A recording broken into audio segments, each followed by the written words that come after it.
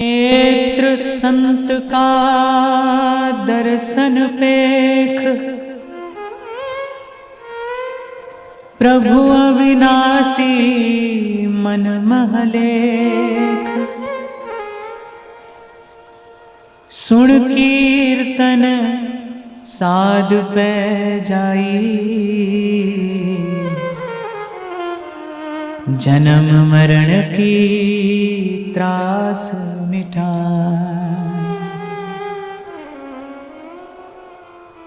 चरण कमल ठाकुर उरधार, दुर्लभ देह नानक निस्तार। जाको अपनी कृपा धारे, दुर्लभ देह नानक निस्तार।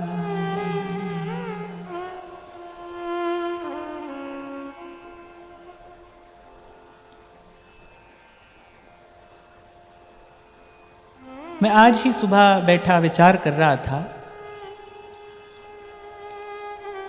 कि श्री गोस्वामी जी मानस में कहते हैं कि मनुष्य का स्वभाव कैसा है।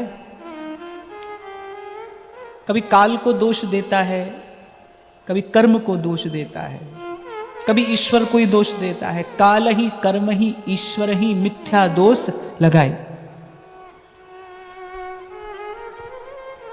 अपने कल्याण के लिए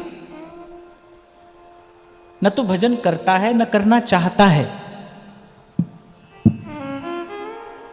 और फिर जब फिर ठोकर खाता है, फिर दुख पाता है, तो कभी काल को दोष देता है, कभी कर्म को और कभी ईश्वर को। गोस्वामी जी कहते सिर धुनि धुनि पछताई, और काल ही कर्म ही ईश्वर ही मिथ्या दोष लगाए। आगे भी हमने कभी चर्चा की कि हम कह देते हैं कलयुग है कलयुग है। भाई हम तो सतयुग में भी रहे होंगे, हम तो त्रेता द्वापर में भी रहे होंगे। ईश्वर अंश जीव अविनाशी, जीव भी अविनाशी है, और एक बार नहीं बार बार रहे होंगे। तो अगर युग से ही कल्याण हो जाता तो फिर हमारा हो जाता ना, हम तभी कर लेते। तो सब बात का विचार करके एक बात समझ में आती है, जहां पे अपनी कृपा धारे, दुर्लभ देह नानक निस्तार। सब संतों ने अंत में जहां आकर ठिकाना पाया ना, जहां विश्राम पाया, वो तो कहते हैं बस यह गुण साधन ते नहीं हुई, तुम्हारी कृपा पाओ कोई कोई। जहां पे अपनी कृपा तारे, दुर्लभ देह नानक निस्तारे। और अनेक बार मैंने कहा, आज फिर हम स्मरण करते हैं कि प्रभु की कृपा का लक्षण क्या है। बस जीवन में साधु संगति का मिल जाना, यही भगवत कृपा का एकमात्र लक्षण है। मुझ पर भगवान की कृपा है, इसका दर्शन कहाँ करना है, कैसे करना है, बस यही देखना है कि जीवन में सत्संग मिला है कि नहीं मिला है। संत कह रहे हैं ये बात, पहुंचे हुए संत जिन्होंने जान लिया उस परम सत्य को, वो कहते हैं कि यह गुण साधन ते नहीं हुई, तुम्हारी कृपा पाओ कोई कोई, जहां पे अपनी कृपा धारे।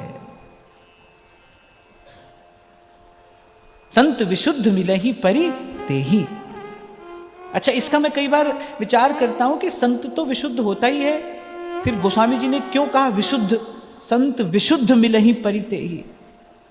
इस बार इसी बात पर हमने अनेक बार चर्चा की, हम चर्चा करते हुए आ रहे हैं कि संत वही, गुरु वही जो आवागमन से मुक्त कर दे। उसके अतिरिक्त बाकी जो कुछ है भाई, वो तो जीव अपने कर्म से प्रारब्ध से पा ही लेगा। इसके अतिरिक्त, इस बात के अतिरिक्त जो भी कुछ है, यहां से लेकर ब्रह्मलोक पर्यंत जो है, वो तो अपने प्रारब्ध से मिलेगा ही भाई। बड़ी भूल करते हैं हम सब लोग, जब कहते हैं गुरु जी की कृपा से ये हो गया, गुरु जी की कृपा से वो हो गया। अच्छा, मैं देखता हूं कि कभी कभी छपाने वाले भी जो लोग होते हैं, वो ऐसे किताब छपा कर बांटते हैं, गुरु जी की कृपा से ये हुआ, गुरु जी की कृपा से वो। भाई जिसका होना था ना उसका हुआ, जिसका नहीं होना था उसका नहीं हुआ। कुछ बात थोड़ी कड़वी है, पर सच्ची बात है। सच्ची बात यही है, जिसका होना था उसका हुआ, जिसका नहीं होना था उसका हुआ। साधु संत इस काम के लिए जीवन में आते ही नहीं भाई, ये साधु संत का काम ही नहीं है। संत का तो जीवन में एक ही काम है, साधु सोई जो हरि जपावे।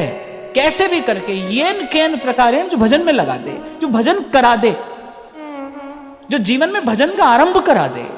साधु सोई जो हरि जपावे और साधु सोई जो विषय छुड़ावे।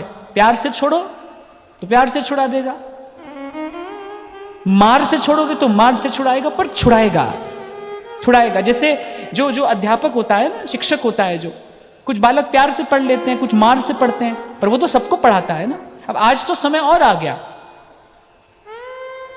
पहले एक समय होता था जब शिक्षक ही होता था, वो संकल्प करके जाता था कि भाई मुझे शिक्षित करना है। आज तो परिस्थितियां बदल गई, शिक्षा के क्षेत्र में बहुत विकृतियां आ गई, पर एक समय था जब बड़ा आदर होता था शिक्षक का। वो जब प्रवेश करता था विद्यालय में तो एक संकल्प के साथ प्रवेश करता था। साल 2 साल पहले मुझे एक स्कूल में अध्यापकों से बात करने का अवसर मिला, तो मैं संवाद कर रहा था उनसे, तो वो कह रहे थे आजकल बच्चे ऐसे हो गए, आजकल बच्चे ऐसे हो गए। उनका आजकल अध्यापक भी तो ऐसे हो गए भाई। मुझे याद है कि स्कूल के बाहर स्तंभ पर लिखा रहता था, शिक्षार्थ आइए सेवार्थ जाइए। ऐसा लिखा रहता था, स्कूल के मुख्य द्वार पर लिखा रहता था, शिक्षार्थ आइए सेवार्थ जाइए। तो मैंने अध्यापकों से कहा, मैंने कहा आपको लगता है ना कि आज जो विद्यार्थी हैं, जो शिक्षक हैं, जो स्टूडेंट हैं, वो पहले जैसे नहीं है, अब वो सेवा नहीं करते। मैंने कहा यदि आप चाहते हैं ना, आप यदि ये चाहते हैं कि बालक शिक्षार्थ आए और सेवार्थ जाए, तो पहले आपको विद्यालय में सेवार्थ आना पड़ेगा। आप सेवार्थ आएंगे तो फिर जो वो विद्यार्थी है वो शिक्षार्थ आएगा और फिर सेवार्थ जाएगा। सेवा के बीज से ही तो सेवा का फल आएगा। बीज में सेवा होगी तो फल में सेवा आएगी। पर मैं तो ये कह रहा था कि जो शिक्षक होता है ना, वो तो भाई जो बालक जैसे पढ़े उसको वैसे पढ़ाता है, पर वो पढ़ाता है, उसका उद्देश्य है पढ़ाना, इसको पढ़ा देना है, इसको अपढ़ नहीं रहने देना, इसको ऐसे मूड नहीं रहने देना, इसको पढ़ा देना है। तो ऐसे गुरु है, ऐसे संत है, कोई प्यार से जपे तो प्यार से जपाएगा, मार से जपे तो मार से जपाएगा, पर जपाएगा, किसी ना किसी प्रकार से भजन में लगाएगा। उसका और कोई काम नहीं भाई, कोई काम नहीं उसका। मैं तो कम से कम इतना प्रयास करता हूं कि कोई व्यवहार की कोई चर्चा मेरे पास लेकर आए ही नहीं। आएगा तो भाई मुझे उत्तर में कुछ ना कुछ कहना पड़ेगा। और मैं कल ही आपसे कह रहा था कि अब ये बात समझ में आई कि भाई संसार में पड़ा व्यक्ति, खड़ा व्यक्ति भी व्यवहार कर रहा है, और हम भी अगर वही झूठा सच्चा व्यवहार करते रहें तो फिर क्या हमारी साधुता है? कुछ भी नहीं। कभी कभी ये किसी को बहुत कठोर लगता है, कुछ लोग रूठ भी जाते हैं। हमारा फॉर्मूला तो पहले दिन से यही है, आप रूठे हम छूटे। वैसे तो हम किसी को धक्का मार नहीं सकते, है ना? आप रूठे हम छूटे, आप जाओ।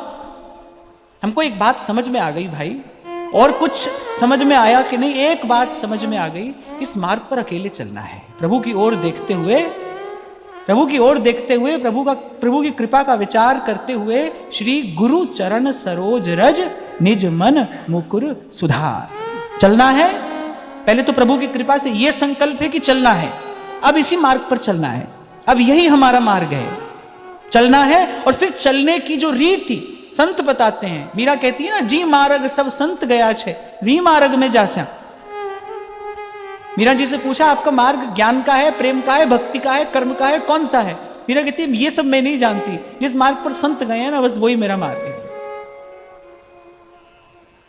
जी मार्ग सब संत गया छे, वी मार्ग में जास्या।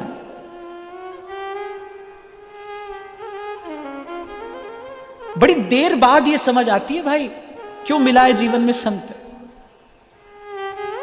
और प्रभु की कृपा से ऐसा कोई संत मिल जाए ना। हमारे बाबा बार बार कहते थे, बोले बेटा सारा संसार है अपना रंग दिखाने को, अपनी प्रतिभा दिखानी हो, अपना रंग जमाना हो तो सारा संसार पड़ा है।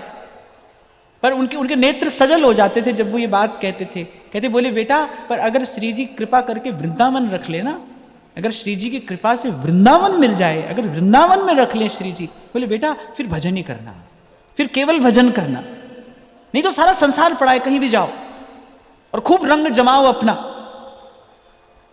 पर अगर वृंदावन आ गए हो, अगर श्री जी ने कृपा करके यहां एक एक कोना दे दिया है ना, बोले फिर भजन करना।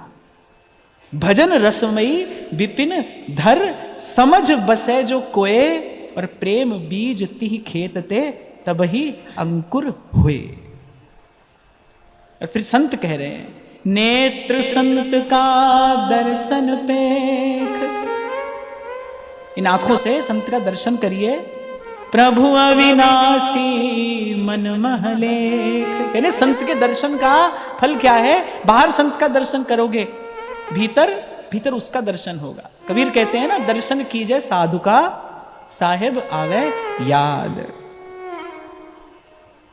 वो उस दिन में गुनगुना रहा था ना, सुनता है गुरु ज्ञानी, सुनता है गुरु ज्ञानी, सुनता है गुरु ज्ञानी, गगन में आवाज हो रही झी झी, गगन में आवाज हो रही झी झी। आगे बड़ी प्यारी बात कबीर कहते हैं, ओ दिन भर रे नजर भर देखे, कहते दिन भर देखे और नजर भर देखे। किसको देखे?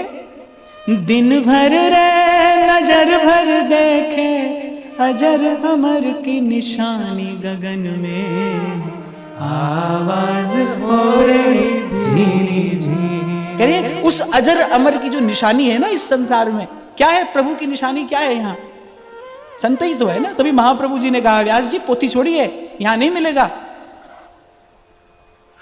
मंदिर तीर्थ में भी नहीं मिलेगा, नहीं मिलेगा, पोथी में भी नहीं मिलेगा।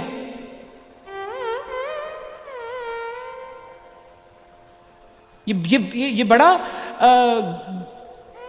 गौरवशाली शब्द है जो महाप्रभु जी ने आरंभ में कहा ना, यह जिय जान। बोले देख समझ कर, जान समझ कर, परख कर ये बात हम कह रहे हैं। जैसे महादेव कहते हैं ना, उमा कहूं मैं अनुभव अपना, अनुभव अपना, सत हरि भजन जगत सब सपना। ऐसे महाप्रभु कह रहे यह जिए जान, श्याम श्यामा पद कमल संगी सिर नायो। सब ओर से मन हटाकर ये मन हमने अपना प्रभु के भक्तों के, प्रभु के प्यारे संतों के चरणों में आकर रख दिया है। अगर कोई पूछे ना एक एक पंक्ति में श्री हरिवंश महाप्रभु का सिद्धांत क्या है, यही सिद्धांत है, श्याम श्यामा पद कमल संगी सिर नायो। कबीर कहते हैं, दिन भर रे नजर भर देखे, दिन भर रे नजर भर देखे, अजर अमर की निशानी, गगन में आवाज हो रही झीनी झीनी, गगन में आवाज हो रही झीनी झीनी। दो निशानियां हैं, आपने बताया संत, फिर दो निशानी है प्रभु की। यहाँ हम जैसे कभी कहते हैं ना किसी का नाम निशान, ऐसे प्रभु की जो दो निशानी है, एक उसका नाम और एक उसके संत। ये दो निशानी है। और कबीर कहते हैं इन्हीं दोनों को देखे। कई बार कहता हूं ना मैं आपसे, हरि नाम से नेह पले तो पालिए, सेवा में ये देह गले तो गाली। प्रभु हरि को भजन और साधु की सेवा, गुरु की सेवा, हरि का भजन, साधु की सेवा, सर्वभूत पे दया।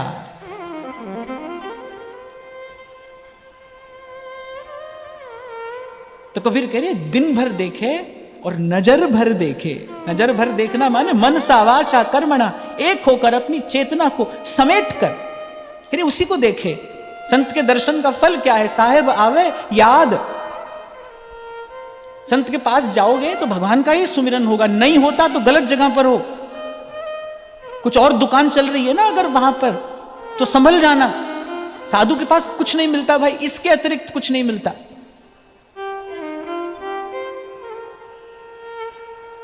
अभी 2-3 दिन पहले ही, मैंने पढ़ा नहीं क्योंकि मुझे आवश्यकता नहीं लगी, किसी ने बहुत लंबा पत्र लिख कर दिया था कि ऐसे हुआ, ऐसे हम आए, बड़े कष्ट में थे, आपकी कथा सुनी, काम बन गया। उनका तुक्का लग गया होगा, कथा से तो काम बन जाए ऐसा तो कोई, ऐसी कोई व्यवस्था सिद्धांत है नहीं। यहाँ तो एक ही काम बनता है, वो जो जन्म जन्म का बिगड़ा काम है ना, यहाँ तो बस वो बनेगा और कुछ नहीं भाई। किसी भ्रम में मत रहना आप।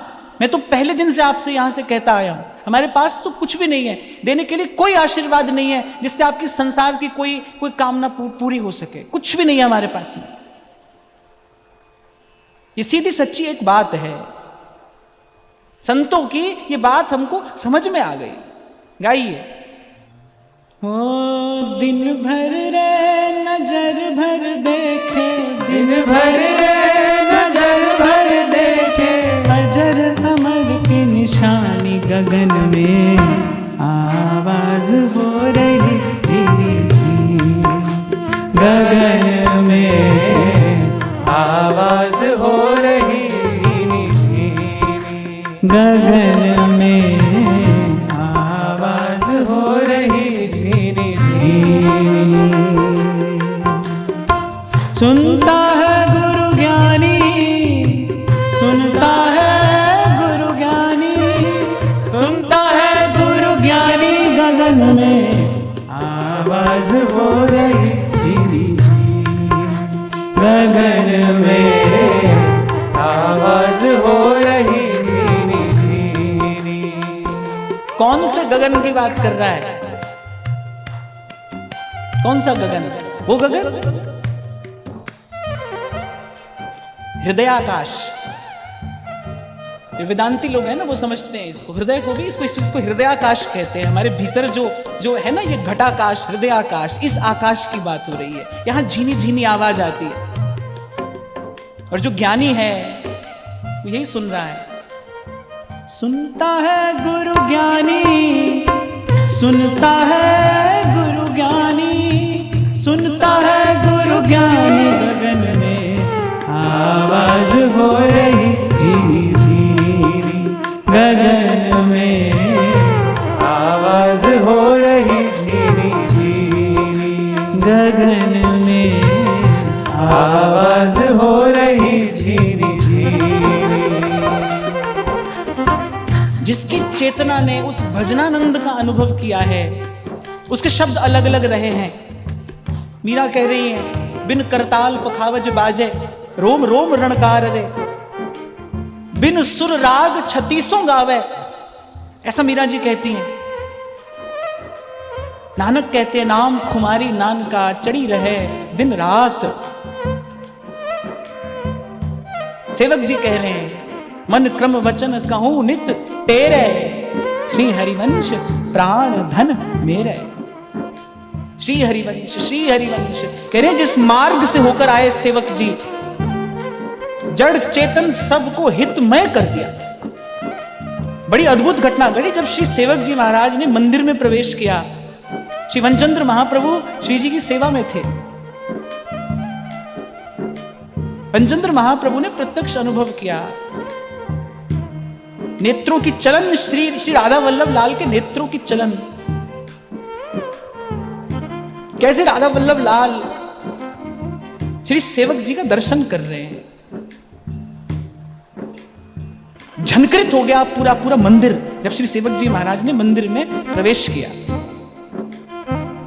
तभी तो मैं कहता हूं भाई, न कहिए किसी को, न कहिए कुछ, न कहिए आप भजन करते हो, कैसा करते हो, कितना करते हो।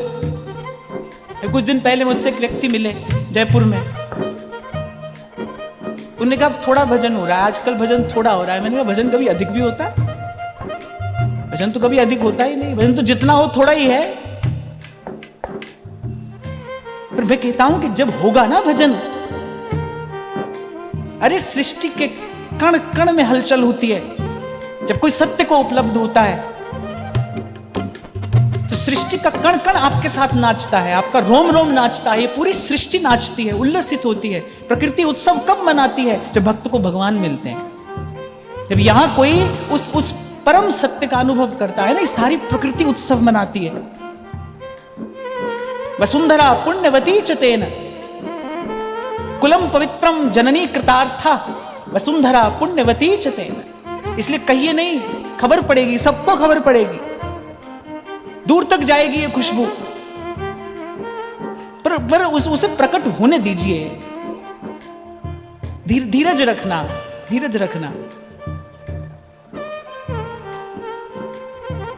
और युक्ति यही बता रहे हैं संत, यही जुगत दे रहे हैं, ले लीजिए।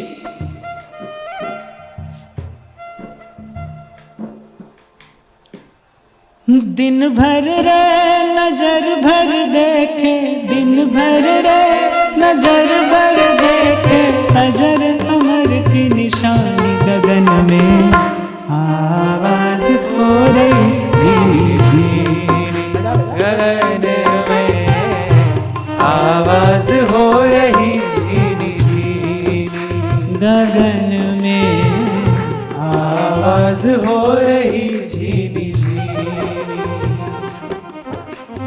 कहत कबीर सुनो भई साधो, कहत कबीर सुनो भई साधो, कहत कबीर सुनो भई साधो, कहत कबीर सुनो भई साधो, जाए अगम की वाणी गगन में आवाज हो रही धीमी धीमी, गगन में आवाज हो रही धीमी धीमी, गगन में आवाज हो रही धीमी धीमी। सुनता है गुरु ज्ञानी, सुनता है गुरु ज्ञानी, सुनता है गुरु ज्ञानी, गगन में आवाज हो रही धीमी धीमी, गगन में आवाज हो रही धीमी धीमी। कभी कभी तो मुझे किसी संत का ऐसा बोल मिल जाता है कि मुझे लगता है कि इस पर सब कुछ न्यौछावर कर दिया जाए। इसलिए मैं उस दिन आपसे कह रहा था, भाई मरने के बाद कहां जाएंगे, किसने देखा है, कौन पूछेगा, कौन उस झंझट में पड़ेगा। यहां मिले, अभी मिले।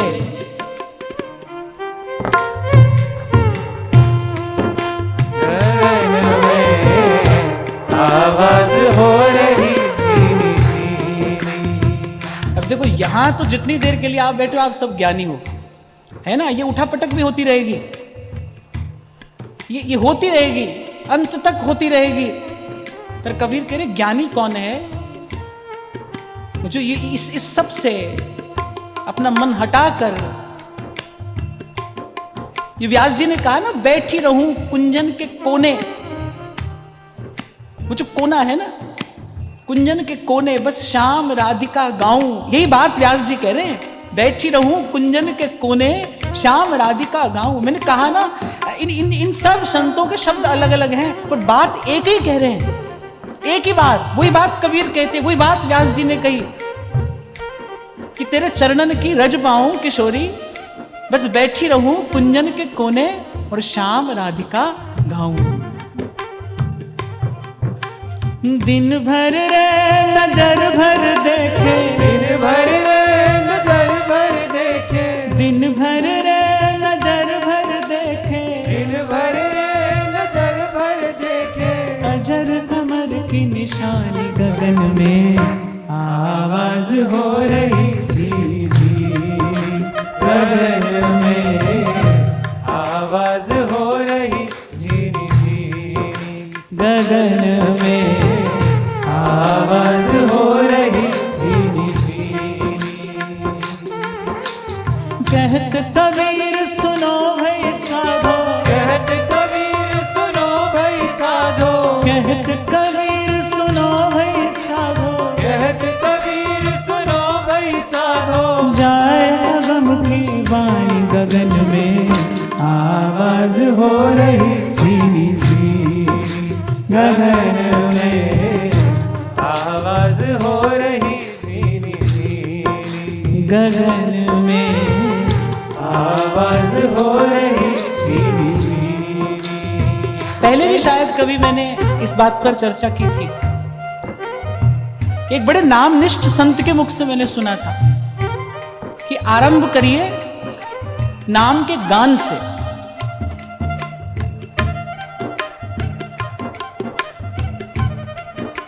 माने आपका स्वर ऐसा हो कि कम से कम आपको तो सुनाई पड़े, जब आप नाम लें तब आपको सुनाई पड़े, इतना स्वर होना चाहिए। यहां से आरंभ करना चाहिए। बड़े अद्भुत नामनिष्ठ संत, उनकी अनुमति होती तो मैं उनका नाम लेता, और मन से उनका पावन स्मरण करते हुए उनकी बात बता रहा हूं। और साथ में यह भी कह रहा हूं कि मुझे अपने अपने व्यक्तिगत साधक जीवन में इससे बहुत बड़ा लाभ मिला। कभी कभी सहज में मन लग जाता है भजन में, कभी कभी तो ऐसा मन होता है कि कहीं पर भी आप कुछ भी करते हो पर मन की स्थिति भजन में ही होती है। कभी कभी तो व्यवहार में भी भजन हो रहा होता है, और कभी कभी भजन में भी भजन नहीं हो रहा होता। तो जब कभी ऐसी स्थिति हो जाए ना, जब लगे मन बहुत अस्थिर हो रहा है, तो फिर जप के स्थान पर गान करना चाहिए। नाम का गान करिए, नाम को गाइए। और न गा पाए तो कम से कम इस विधि तो उच्चारण करिए कि नाम आपको सुनाई पड़े। और कहते हैं इससे थोड़ा आगे चलेंगे, फिर उपांशु जप है। उपांशु जप में क्या होता है? ओठ हिलते हैं धीरे धीरे। इसके बाद की स्थिति क्या है? वो मानसिक जप है। जब ओठ भी नहीं हिलेंगे, जब जिह्वा हिलेगी नहीं, जब मन जपेगा, उसे मानसिक जप कहते हैं। और जैसे जैसे उत्तरोत्तर आप इस दिशा में बढ़ते जाएंगे, आप देखेंगे आपकी चेतना स्थिर होती जा रही है, जिसको आपकी भाषा में मन का टिकना कहते हैं। मन टिकता जा रहा है, मन की चंचलता समाप्त होती जा रही है। मानसिक जप की स्थिति में पहुंच जाने के बाद आपकी चेतना लगभग स्थिर हो जाती है, लगभग स्थिर हो जाती है। मैंने फिर बाहर की अनुकूलता प्रतिकूलता बहुत अधिक प्रभावित नहीं करती। और फिर इसके बाद की जो पूर्ण परिपक्व अवस्था है, इसको अजपा जप कहते हैं। इसकी बात कबीर कह रहा है, सुनता है गुरु ज्ञानी, सुनता है गुरु ज्ञानी। जब आप जप कर नहीं रहे, जब हो रहा है, आप तो सुन रहे हैं। सुनता है गुरु ज्ञानी, सुनता है गुरु ज्ञानी। और कबीर कहते जो यहां पहुंच गया वो एक गुरु है, वो गुरु हो गया। जो यहां पहुंच गया ना, वो गुरु हो गया। सुनता है गुरु ज्ञानी, गगन में आवाज हो रही, गगन में आवाज हो रही,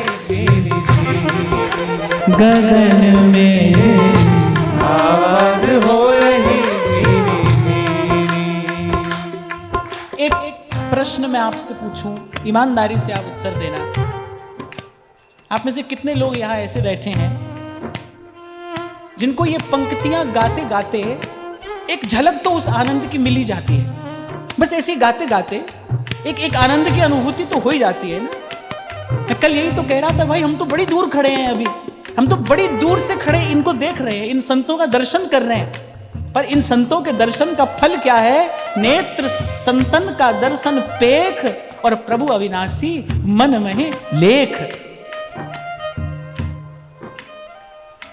इसीलिए आपसे कहता हूं भाई, उस परमानंद की अगर कभी झलक मिली तो संत के पास मिलेगी, सत्संग में मिलेगी। प्रभु से प्रथम परिचय, जो पहली मुलाकात होगी, वो यहीं पर होगी। तो जो इस अवस्था में पहुंचा है, नाम यहीं लेकर जाता है भाई। जैसे बीज मिट्टी में मिल जाता है ना, और फूटता है फिर वहां से अंकुर। बस जैसे ही आपकी चेतना अजपा जप की स्थिति में पहुंचेगी, मैं भजन के मार्ग का एक गहन अनुभव आपसे कह रहा हूं, जैसे ही आपकी चेतना उस अजपा जप की स्थिति में पहुंचेगी, अंकुर फूटेगा। और नाम से कौन सा अंकुर फूटता है? रूप का। जिसका नाम हम जप रहे हैं ना, फिर उसका रूप प्रकट होगा, फिर उसका रूप भीतर स्फुरित होगा। हम जो जपते हैं ना, उसी का रूप सेवक जी महाराज ने पंचम प्रकरण में बताया। विद्या हरिवंश मंत्र चतुरक्षर जपत सिद्धि भव उद्धरणम। पर ये क्रम है, ऐसे ही चला जाता है। इसलिए आपसे कहता हूं भाई, नाम का आश्रय लीजिए, दृढ़ आश्रय। ये मार्ग है, पहले गाइए, फिर रटिए, फिर जपिए, फिर ध्याइए और फिर पाइए। सबसे पहले गाइए, फिर रटिए, फिर जपिए और फिर ध्याइए और फिर पाइए। यहां पर इस प्रक्रिया में एक वस्तु की सहायता आपको पड़ेगी, क्योंकि इसका एक नियम बता रहे हैं इस मार्ग पर चलने वाले संत, और वो क्या है? दिन भर रे नजर भर देखे, दिन भर रे नजर भर देखे। हमारे सेवक जी पहले पद में यही बात तो कह रहे हैं, तिनको हो सेवक सदा सुमन क्रम वचन प्रतीति। यही बात है ये, दिन भर रे, दिन भर देखे, नजर भर देखे। किसको देखे? उस अजर अमर की जो निशानी है यहां, और उस अजर अमर की निशानी कौन है? उसके संत उसकी निशानी है भाई। उसका प्रमाण कौन है यहां? थोड़ी कड़वी बात लग सकती है किसी को, पर भाई क्षमा करना, सत्य तो है, यही है कि न कोई पंथ है, न कोई ग्रंथ है जो उसको प्रमाणित कर सके, न मंदिर है, न तीर्थ है, कुछ नहीं है भाई। भक्त है, उसका संत है, वही उसकी निशानी है यहां। उसका नाम निशान अगर इस संसार में कुछ है जो इन आंखों से देखा, इन कानों से सुना जा सकता है, जो इस देश से अनुभव किया जा सकता है, तो या तो उसका नाम है और या संत है। और मैं तो कहता हूं नाम भी पीछे है, पहले संत है। संत है तो नाम है ना भाई, संत से ही तो नाम मिलेगा, संत से ही तो नाम की निष्ठा मिलेगी, संत से ही तो ये मार्ग मिलेगा जो मैं आपसे अभी निवेदन कर रहा हूं। तो पहले गाइए, फिर रटिए, फिर जपिए, फिर ध्याइए और फिर पाइए। अंकुर फूटेगा ना, फिर वो रूप का है। क्या विधि है लीला चिंतन में प्रवेश करने की, मानसी सेवा में प्रवेश करने की क्या विधि है? यही तो है। ध्रुवदास जी ने यही तो कहा, प्रथम नाम हरिवंश हित रट रसना दिन रैन, फिर प्रीति रीति तब पाइए अरु वृंदावन ऐन। कौन सी अवस्था में आप इस समय हैं, ये आप देखना। पर मैंने ये क्रम बताया, मैं हूं, आप हो, कोई भी हो, यही क्रम है। पहले रटिएगा नाम, फिर उपांशु जप। ये कब होगा? जब सिमट जाएगी आपकी चेतना, थोड़ी सिमट जाएगी, जब मन के संकल्प विकल्प कम हो जाएंगे, उनकी तीव्रता कम हो जाएगी, विचारों का आना जाना कम हो जाएगा, बहुत कम। थोड़ा और आगे पहुंचोगे, थोड़ा और आगे पहुंचोगे तो फिर मानसी जप है। जो शांति का प्रथम अनुभव है वो ध्यान से सुनना, जो शांति का प्रथम अनुभव है वो इसी अवस्था में पहुंच जाने पर है, शांति। और फिर उसके आगे वो खड़ा है, सुनता है गुरु ज्ञानी, सुनता है गुरु ज्ञानी, सुनता है गुरु ज्ञानी, गगन में आवाज हो रही जी, गगन में आवाज हो रही जी, गगन में आवाज हो रही जी। समाधि में जो बोल रहा है, प्रेम समाधि में, भाव समाधि में, उसका शब्द उस समाधि तक ले जाने वाला है। हम श्रीमद् भागवत की चर्चा कर रहे हैं। श्रीमद् भागवत समाधि भाषा का ग्रंथ है। महर्षि वेदव्यास समाधि में है, जहां कोई आदि व्याधि उपाधि नहीं है, समाधि में। इसीलिए वो वहीं ले जाने वाली है। वो जो कथा है, वो जो गाथा है, वो जो चर्चा है, वो वहीं ले जाने वाली है। रोम रोम में भगवत प्रेम, भगवत भाव भरकर इन संतों ने गाया है। और इस संसार में क्या अमृत है भाई? कहां है अमृत? यही है। श्री व्यास जी ने कहा ना, यही परम पद है, यही अमृत है जो संतों की वाणी रूपी इस कुंभ में छिपा है। यही अमृत है।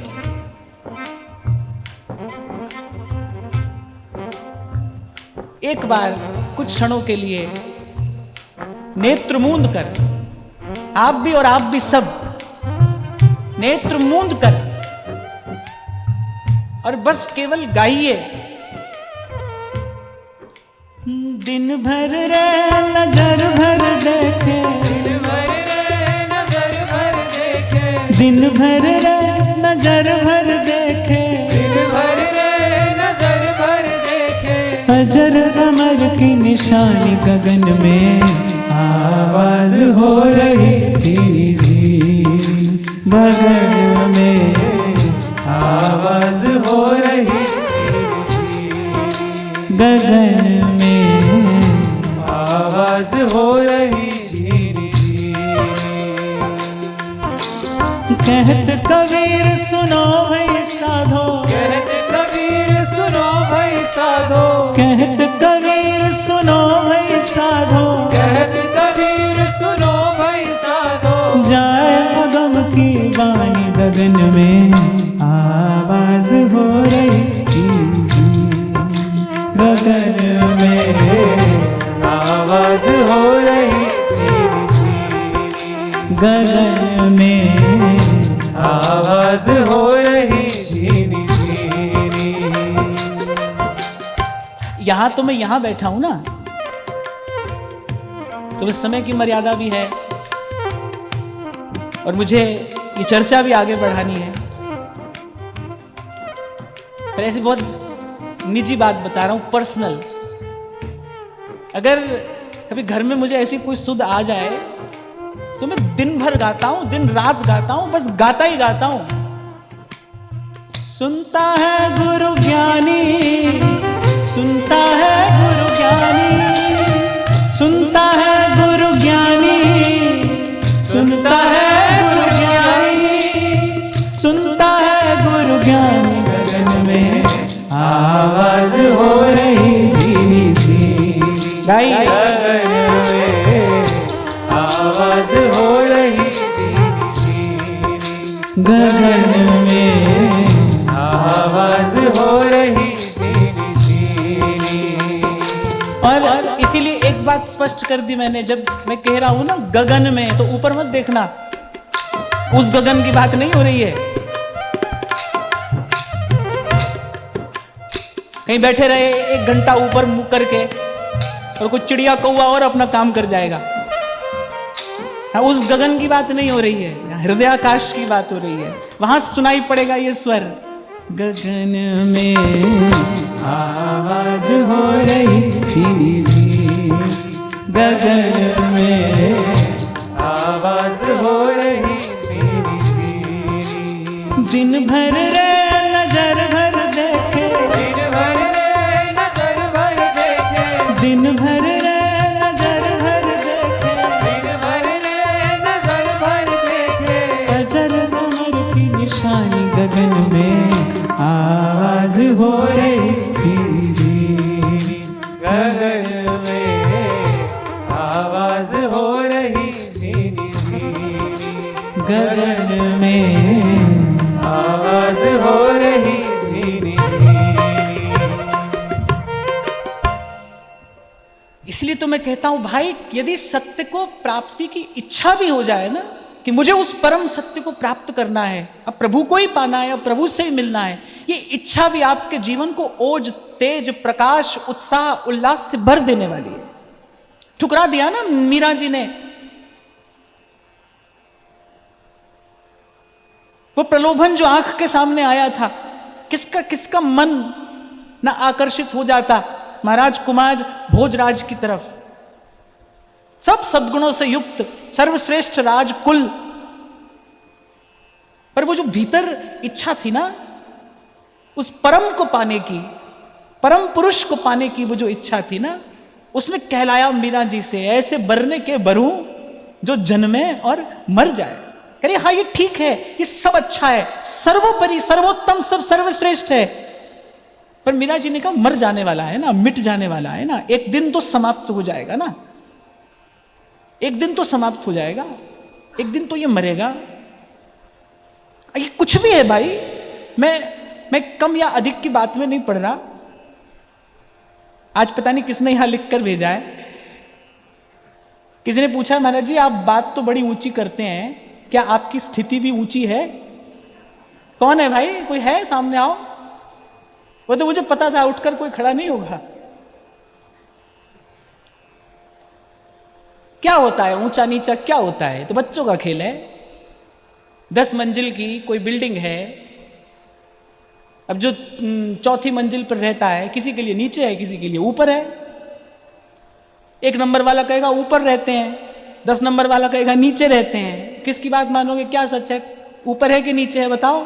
अब आप बोलोगे ऊपर भी है नीचे भी, ऐसा हो सकता है? या तो ऊपर है या नीचे है, बताओ क्या होता है ऊंचा नीचा? और जो 26 मंजिल की बिल्डिंग में रहता है बंबई में, कहेगा 10 में रहते हो, बहुत नीचे रहते हो, तुम तो और नीचे हो।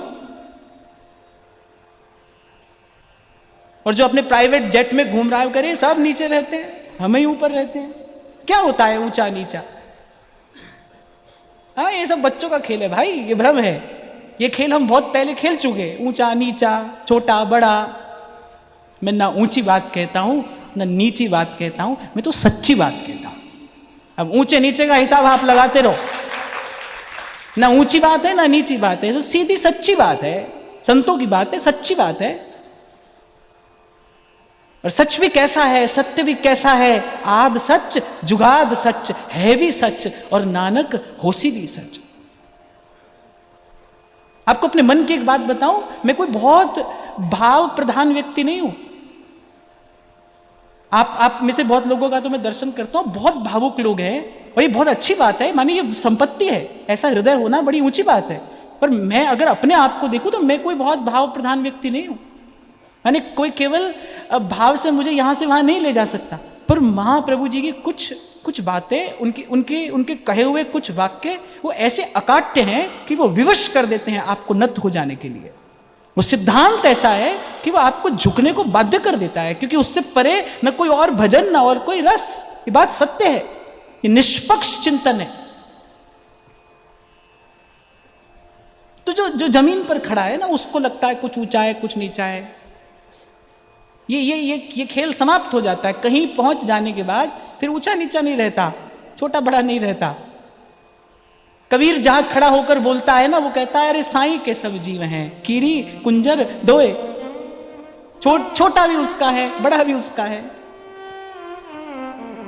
हालांकि मुझे कहना नहीं था, पर यहां लिखा था, और मुझे यह भी मालूम था कि मैं पूछूंगा किसने लिखा है तो कोई सामने नहीं आएगा, तो क्या लाभ है कहने का।